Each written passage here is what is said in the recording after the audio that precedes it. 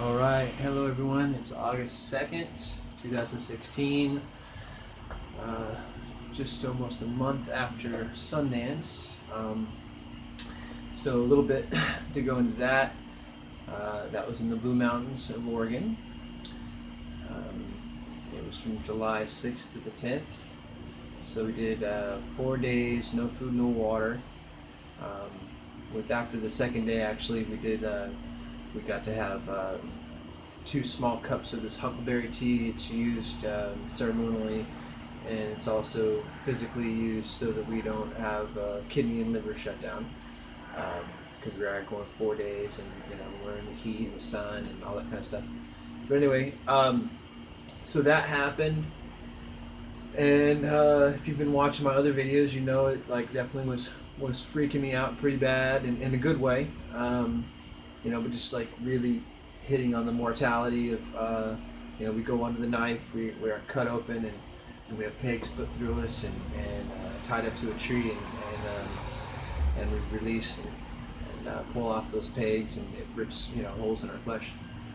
Anyway, so what I did this year differently than last year, which has been tremendous and has really helped me out in a lot of areas that I didn't think I could push through before, is just doing a simple breathing technique and meditation along with it, which is be still and know that I am.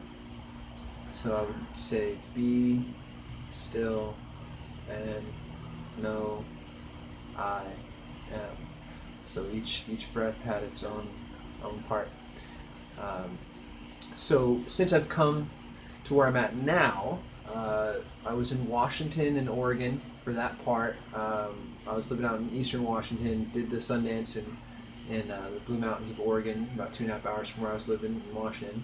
And then on the July 12th, flew down to Florida with my lady that I'm now with, and we had to do a little vacation, and then now I'm up here in Kentucky with my son. And going off of my last video, which is dealing with seeing everyone as parts of my own subconscious. So looking at that and looking to gain more merciful understanding for those around me and not put myself above or beneath. Now I've been very close now up here with my son's mother and her fiance, and just the whole dynamics up here, and some of it has been challenging, to be quite honest with you. Seeing old places in my being that I'd want to use the excuse of triggers, like, oh well, this is triggering me, and give myself that place of reactionary behavior instead of proactive responses. And I just went through something earlier and was able to gain some insight about it. I'd had some money that I'd set aside for my son, and I counted it out and I'd given it to him, and put it in a special little box, and we wrote on it and stuff like that. And some of the money came up missing. And my first reaction, of course, was like, okay, somebody's done something with it, and I wanted to, seek out blame and think like, how could someone do this? How soon I forget where I've been in my own life. I've smoked crack cocaine. I've lived on the streets in various different cities across the country. I've lived beneath the means of being a healthy human, a scavenger, a hustler, a beggar, someone who just takes, and doesn't have what I like to call, within a family and friends, it's okay to have a nice circle of give and take. That's healthy, like I give you some bread, you give me some labor, or whatever the thing is, but there's a healthy give and take. But when one part of the circle takes more than the other, then it becomes oblong, and it's no longer a circle. Now it's just like a vacuum on one part, and I've definitely been that. I've been partisan to that. And so what I'm seeing now, with looking at everyone as my own subconscious, or part of my own subconscious, is that in my own life, any of my karma, or whatever you want to call it, good or bad deeds, none of those are in the past because they're memories, so they're present in the memory, in the mind. And so I can't have acted one way, say 10, 15 years ago, or 5 minutes ago, whatever it is, in a way that was degrading to myself and to those around me, and completely self-centered and selfish. And then, turn around and start acting like, a goody two-shoes, or hey, I'm doing the right thing now, so I can kind of look down on those who are still acting in a way that I don't deem as proper or healthy for myself.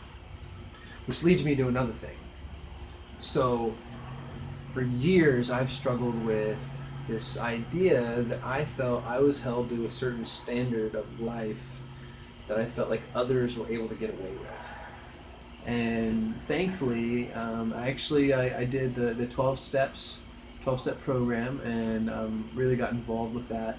And one thing it really helped make me look at, and by the way, I don't do that anymore, but I have all the tools for it and have gained some access into myself through those principles, and I will forever be thankful to them and would cheer anybody on in that direction, because it definitely can prove to bring some fruit, especially when doing things like the fourth and fifth step. If you know anything about that, it's like an inventory deal, and really looking at the nature of our actions. And so in feeling like I was held to this certain standard, there was also this envy that I had. It was like I was seeing others not having to live to that standard, and be like, well, man, crap, like, why do they get away with, being like this, but I feel like shit if I do? Well, here's the kicker.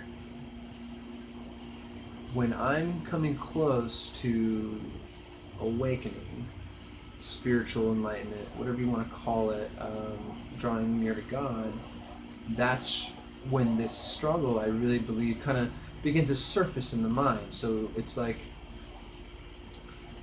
I'm going along and I'm doing the right thing, and when I'm still seeing myself as this location of this person that is separate than others, that's where the struggle is. Because it's like, okay, wait, so I'm doing this thing and they're doing that thing.